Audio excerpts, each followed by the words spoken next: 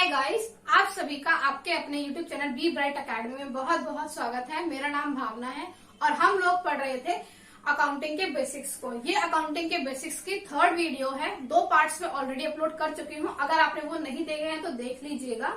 उनमें भी मैंने अकाउंटिंग के बेसिक्स को ही कवर किया है।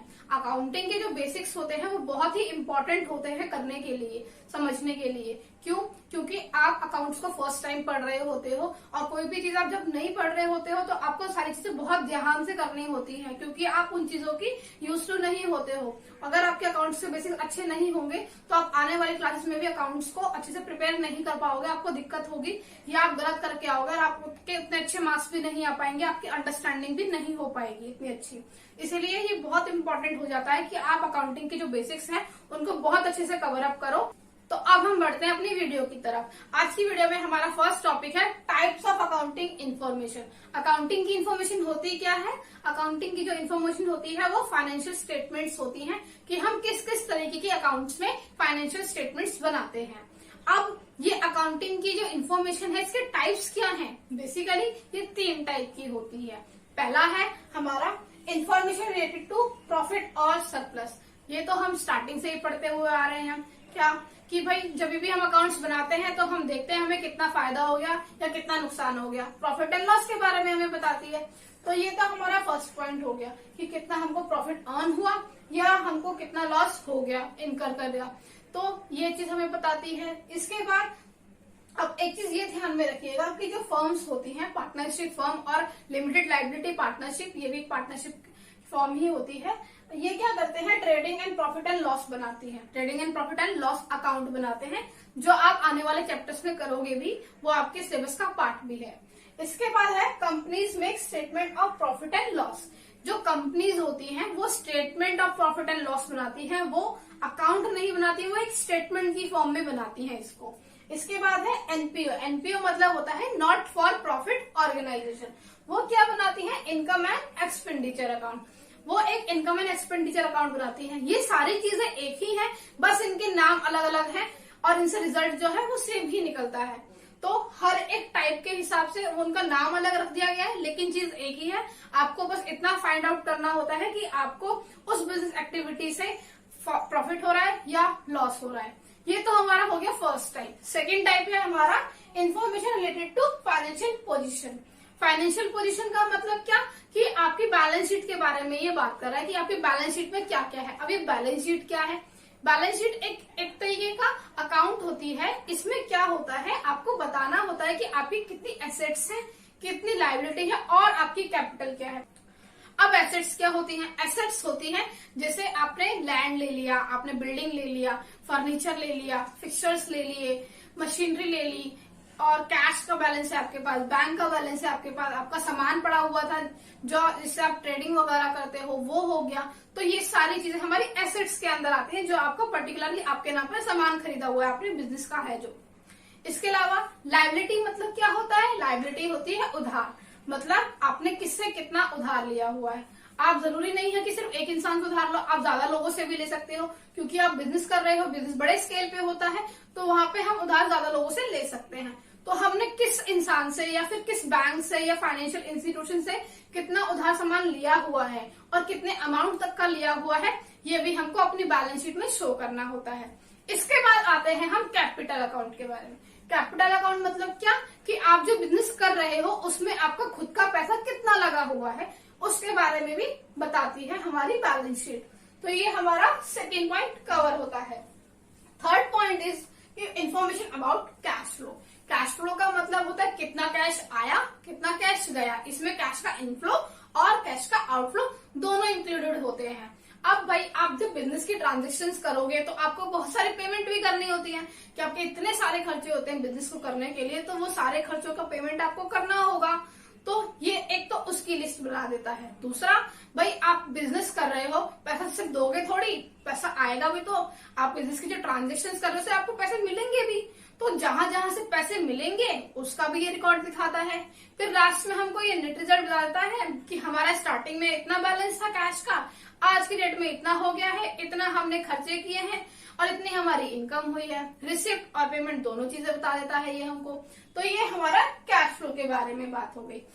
अब ये जो कैश फ्लो है ये आप नेक्स्ट क्लास में पढ़ोगे, 12th क्लास में इसके ऊपर पूरा का पूरा चैप्टर है, आप उसको इजीली देख सकते हो। जब हम उसे करेंगे आप तब देख लीजिएगा। अब हमको भाई कैश फ्लो की जरूरत पड़ती क्यों है?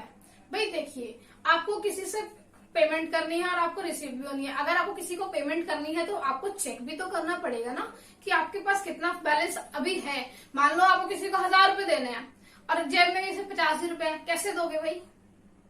तो आपको एटलीस्ट पता तो होना चाहिए कि भाई मुझे देना है तो इतना बैलेंस मेरे पास है भी या नहीं। अगर है तो कोई दिक्कत की बात नहीं है, नहीं है तो दिक्कत हो जाएगी ना। तो इसीलिए चेक करना जरूरी हो जाता है। 1000 रुपए तो एक नॉमिनल एग्जांपल लेके मैंने कर दिया, लेकिन जो बिजनेस की ट्रांजेक्शन्स होती हैं वो तो बहुत बड़े बड़े अमाउंट्स की होती हैं, फिर उनको कवर अप करने में तो दिक्कत हो जाएगी अगर उतना अवेलेबल फंड्स ही नहीं होगा तो ये स्टेटमेंट बहुत जरूरी हो जाती है। तो ये हमारी टाइप्स ऑफ इंफॉर्मेशन थी अकाउंटिंग की। अब हम आते हैं हमारे नेक्स्ट टॉपिक की तरफ, जो कि है users of accounting information. Users मतलब कौन? जो लोग अकाउंटिंग की इंफॉर्मेशन को यूज करते हैं, यानी कि उसका इस्तेमाल करते हैं। बेसिकली अकाउंटिंग की इंफॉर्मेशन को यूज करने वाले लोग दो ब्रॉड कैटेगरीज के होते हैं, मतलब मेनली दो कैटेगरीज हैं। पहली वो जो बिजनेस ऑर्गेनाइजेशन के अंदर ही रहते हैं और अकाउंटिंग की इंफॉर्मेशन को यूज करते हैं, जिसे हम बोलते हैं इंटरनल यूजर्स, क्योंकि वो बिजनेस के अंदर हैं। दूसरे हो गए वो लोग जो बिजनेस के अंदर नहीं है, बिजनेस से बाहर रहते हैं, फिर भी वो हमारे बिजनेस के अंदर इंटरेस्टेड रहते हैं। उन्हें हम बोलते हैं आउटसाइडर्स या एक्सटर्नल यूजर्स, क्योंकि वो बिजनेस के बाहर हैं। अब हम लोग देख लेते हैं एक एक करके कि इनके अंदर जो कौन कौन से लोग आते हैं और वो इंटरेस्टेड इनके अंदर क्यों होते हैं। पहला है हमारा इंटरनल यूजर्स में ओनर्स। ओनर्स वो लोग होते हैं जो बिजनेस के अंदर अपना पैसा लगाते हैं। आप भाई अगर मान लीजिए कि आपका खुद का बिजनेस है और आपने उसमें अपना पैसा लगाया हुआ है, तो क्या आप उस बिजनेस के बारे में जानने में इंटरेस्टेड रहोगे? बिल्कुल रहोगे भाई। क्यों? आपने अपना बिजनेस में पैसा लगाया हुआ है। अगर आप वो बिजनेस आपको फायदा देगा, आपको प्रॉफिट कमा के देगा, तभी तो आप उस बिजनेस को और अच्छे से ग्रो करोगे। अगर उस बिजनेस को करने पे आपको नुकसान हो रहा है तो आप उसको कंटिन्यू ही नहीं करोगे, आप उसको बंद कर दोगे। तो आपके लिए जानना बहुत जरूरी हो जाता है कि आपने जो अपने बिजनेस के अंदर पैसा लगाया हुआ है वो सेफ है भी या नहीं। तो वो ओनर्स का पार्ट हो गया। अब आती है हमारे मैनेजमेंट की बारी। भाई मैनेजमेंट अकाउंटिंग इन्फॉर्मेशन का क्या करेगी? हम जब से यही पढ़ते हुए आ रहे हैं कि जो मैनेजमेंट होती है उसको बहुत सारे डिसीजंस लेने होते हैं, और वो डिसीजन कैसे लेती है? अकाउंटिंग की इन्फॉर्मेशन के बेसिस पे ही लेती है। तो जो भी वो प्लान्स वगैरह बनाती है, पॉलिसीज वगैरह बनाती है, वो सभी की सभी अकाउंटिंग की इन्फॉर्मेशन के ऊपर ही तो बेस्ड होती हैं। इसीलिए मैनेजमेंट को भी बहुत इंपॉर्टेंट चीज लगती है अकाउंटिंग इन्फॉर्मेशन को अच्छे से एनालाइज करना, उसको अच्छे से देखना। अब हमारे आते हैं employees and workers. Employees and workers वो लोग जो बिजनेस ऑर्गेनाइजेशन के अंदर काम करते हैं। भाई ये लोग क्यों इंटरेस्टेड है? सीधी सी बात है, मान लीजिए अगर कोई कंपनी बहुत अच्छा प्रॉफिट कमा रही है, बहुत अच्छा काम कर रही है, ग्रो कर रही है, तो उसके एम्प्लॉयज को सैलरी अच्छी मिलेगी, बोनस अच्छे मिलेंगे, उनको अच्छे पर्क्स वगैरह मिलेंगे, अच्छी फैसिलिटीज वगैरह मिलेंगी। तो हर कोई ऐसे ही बिजनेस में काम करना चाहेगा। अब जैसे गूगल है, गूगल में सब लोग काम करना चाहते हैं क्योंकि इसकी फैसिलिटीज बहुत अच्छी है। तो इसीलिए एम्प्लॉयज और वर्कर्स देखते हैं कि अगर कोई बिजनेस का ऑर्गेनाइजेशन है वो अच्छे से कमा रहा है, अच्छे से फ्लरिश कर पा रहा है, अच्छा बढ़ रहा है, ग्रो कर रहा है, तो उनको अच्छा बोनस भी मिलेगा, उनको अच्छी सैलरी भी मिलेगी, और हर कोई ऐसे बिजनेस के अंदर काम करना चाहेगा। इसीलिए एम्प्लॉयज और वर्कर्स भी इंटरेस्टेड होते हैं। अब हमारे आते हैं एक्सटर्नल यूजर्स। वो लोग जो हमारे बिजनेस के अंदर नहीं होते लेकिन फिर भी हमारे बिजनेस के अंदर इंटरेस्टेड होते हैं। अब हम लोग देखते हैं वो कौन कौन से हैं। सबसे पहला एक्सटर्नल यूजर्स के अंदर आया बैंक एंड फाइनेंशियल इंस्टीट्यूशंस। ये क्यों इंटरेस्टेड है भाई? भाई आपको बिजनेस करना है तो आपको बिजनेस करने के लिए लोन भी लेना होगा, क्योंकि अगर आपको अपने बिजनेस को ग्रो करना है, बड़े स्केल पे लेके जाना है, तो आपको उसके लिए पैसा चाहिए। वो पैसा कहाँ से आएगा? आप लोन ले सकते हो। तो भाई लोन लोगे तो बैंक से लोगे या फाइनेंशियल इंस्टीट्यूशन से लोगे, इन्हीं से तो ले सकते हो। तो भाई अगर आपका बिजनेस अच्छा काम कर रहा है तो ही तो बैंक या फिर फाइनेंशियल इंस्टीट्यूशन आपको पैसे देंगे। या फिर मान लीजिए कि आपके बिजनेस में ऑलरेडी आपने लोन ले रखा है और अगर आपके बिजनेस की पोजीशन अच्छी नहीं चली रहेगी तो फिर क्या होगा? बैंक वाले या फाइनेंशियल इंस्टीट्यूशन वाले अपना पैसा जल्दी मांगना चाहेंगे, जल्दी रिकवर करना चाहेंगे, ताकि आपके बिजनेस के डूबने से पहले ही वो लोग रिकवर कर पाए, वो उस पैसे को ले पाए। तो ये बिजनेस जो बैंक्स होते हैं हमारे फाइनेंशियल इंस्टीट्यूशन होते हैं इसीलिए बहुत इंटरेस्टेड होते हैं, क्योंकि उन्होंने आपको लोन दिया हुआ होता है या वो देना चाहते हैं। तो अगर आपका बिजनेस अच्छा ग्रो करेगा, अच्छी पोजीशन में रहेगा और आप उसको और अच्छे स्केल पे लाना चाहोगे, तभी तो वो लोग आपको लोन देंगे, अदरवाइज वो नहीं देंगे। आपकी पोजीशन के ऊपर डिपेंड करता है ये। इसके बाद है हमारा इन्वेस्टर्स एंड पोटेंशियल इन्वेस्टर्स। भाई इन्वेस्टर मतलब जो आपकी कंपनी के शेयर्स में पैसा लगाते हैं। शेयर मार्केट का आपने नाम सुना होगा। लोग क्या करते हैं, कंपनी के शेयर्स खरीद लेते हैं। तो अगर मान लीजिए आपका बिजनेस अच्छा चल रहा है, तभी तो कोई आपके बिजनेस के अंदर पैसा लगाना चाहेगा। आप अपने आप को रख कर देखिए कि कोई कंपनी है, ए कंपनी, उस कंपनी में बहुत अच्छा प्रॉफिट मिल रहा है, बहुत अच्छा डिविडेंड सब कुछ चल रहा है, तो आप उसके अंदर पैसा लगाना चाहोगे या नहीं चाहोगे। दूसरी तरफ एक और कंपनी है जो हर साल डाउन होते जा रही है, उसका मार्केट शेयर भी कम होता जा रहा है, तो आप कौन से बिजनेस में पैसा लगाना चाहोगे। जाहिर सी बात है ए वाली में, क्योंकि उसकी पोटेंशियल ग्रोथ ज्यादा है, वो अच्छा कमा रही है, तो आपको भी अच्छा रिटर्न मिलने के चांसेस है, इसीलिए आप ए कंपनी में लगाना चाहोगे। बी में तो कोई नहीं लगाना चाहेगा। तो इसीलिए इन्वेस्टर्स और पोटेंशियल इन्वेस्टर्स बहुत इंटरेस्टेड रहते हैं अकाउंटिंग की इंफॉर्मेशन में, क्योंकि उसी के बेस पे वो अपने इन्वेस्टमेंट का डिसीजन ले सकते हैं कि वो आपके बिजनेस में इन्वेस्ट करना चाहते हैं या नहीं चाहते हैं। अब आते हैं हम लोग क्रेडिटर्स पे। क्रेडिटर्स कौन लोग होते हैं? ये सप्लायर्स होते हैं जो आपको गुड्स और सर्विसेज देते हैं ताकि आप अपना उसका प्रोडक्ट बना के उसको मार्केट में बेच पाओ। तो ये आपको रॉ मटेरियल वगैरह प्रोवाइड कराते हैं उधार पे, आपको पैसे बाद में देने होते हैं। और ये तो आपने उधार पे सामान खरीद लिया, इसलिए इनका नाम क्रेडिट हो गया। आपने क्रेडिट पे लिया तो इसीलिए इनको क्रेडिटर बोल देते हैं, ताकि आपने उधार से सामान लिया है इन्हीं लोगों से, तो आपको उनका पैसा वापस भी करना होता है। भाई अगर आपका बिजनेस अच्छा चलेगा तो ही तो कोई आपको और पैसा देने में इंटरेस्टेड होगा। अगर आपका बिजनेस ही नहीं चलेगा तो आपको कोई उधार भी नहीं देना चाहेगा। इसीलिए क्रेडिटर्स भी बहुत इंटरेस्टेड होते हैं आपके बिजनेस ऑर्गेनाइजेशन के अंदर और अकाउंटिंग इंफॉर्मेशन के अंदर। अब है हमारा government and it's authorities. Government भी आपके बिजनेस में इंटरेस्टेड होती है, बहुत इंटरेस्टेड होती है। क्यों होती है? भाई गवर्नमेंट को टैक्स मिलेगा, जितनी अच्छी आपके बिजनेस की इनकम उतना ज्यादा कंपनी को टैक्स देना पड़ेगा गवर्नमेंट को, तो गवर्नमेंट के लिए तो फायदे की बात है ना। और अगर आपका बिजनेस ग्रो नहीं करेगा तो आपको गवर्नमेंट को टैक्स नहीं देना है। तो गवर्नमेंट बहुत ध्यान से देखती है बिजनेस ऑर्गेनाइजेशन को, जो ग्रो कर रही होती है और जो बिल्कुल ग्रो नहीं कर रही होती है, क्योंकि उनके टैक्स की जो इनकम होती है वो उसी के ऊपर डिपेंड करती है। तो गवर्नमेंट और उसकी जो अथॉरिटीज होती है वो इसी पे इंटरेस्टेड होती है। नेक्स्ट है हमारा रिसर्चर्स। रिसर्चर्स वो लोग होते हैं जो रिसर्च करते रहते हैं, तो वो लोग भी बहुत इंटरेस्टेड होते हैं कि किस टाइप का आपका बिजनेस ऑर्गेनाइजेशन चल रहा है, तो उसी से रिलेटेड वो लोग रिसर्च करते रहते हैं। नेक्स्ट है हमारा कंज्यूमर। भाई आप कंज्यूमर हो, आप किसी ऐसी कंपनी के सामान को खरीदोगे जिसका प्रोडक्ट भी अच्छा है, कॉस्ट भी सस्ती है, आप ऐसे ही तो सामान खरीदना चाहोगे। एज अ कंज्यूमर अगर आप अपने आप को देखो तो भाई मैं भी तो उसी का सामान खरीदना चाहूंगी जो सामान मुझे सस्ते से सस्ता दे रहा है लेकिन अच्छी से अच्छी क्वालिटी का दे रहा है। तो अगर बिजनेस ऑर्गेनाइजेशन अच्छे से अच्छा कमाएगी तो वो अपने सारे एक्सपेंसेस को मीट कर पाएगी और अपनी कॉस्ट भी प्रोडक्ट की कम से कम रख पाएगी। तो इसीलिए कंज्यूमर्स भी बहुत इंटरेस्टेड होते हैं कि भाई ये अच्छा ग्रो कर रही है, तो ऑब्वियसली बात है जब ज्यादा कोई भी चीज नहीं आती है तो हमेशा उसका प्राइस बढ़ा ही होता है, ज्यादा बढ़ा चढ़ा के देते हैं। लेकिन जब सब लोग यूज टू हो जाते हैं तो उसका प्राइस कम भी हो जाता है।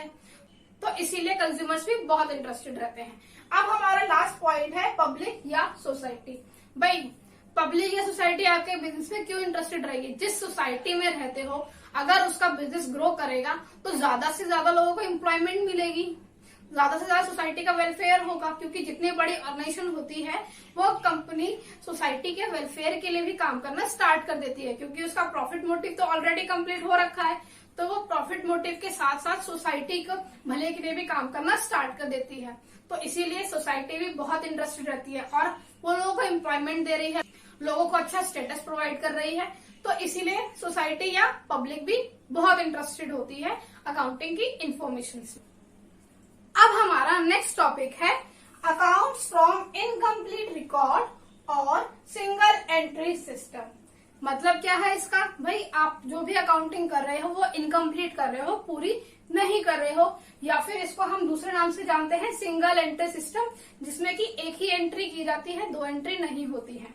आपने पहली वाली वीडियोस में देखा होगा कि एक हम सिस्टम फॉलो करते हैं डबल एंट्री सिस्टम, जिसमें क्या होता है हर एक ट्रांजेक्शन के दो एस्पेक्ट होते हैं और हम दोनों को ही रिकॉर्ड करते हैं। जैसे कि मान लीजिए आप सामान खरीदने जाते हैं तो आपने सामान तो आपने ले लिया, तो आपका सामान तो आ गया, लेकिन आपके पैसे चले गए, तो दोनों चीजें रिकॉर्ड की जाती हैं।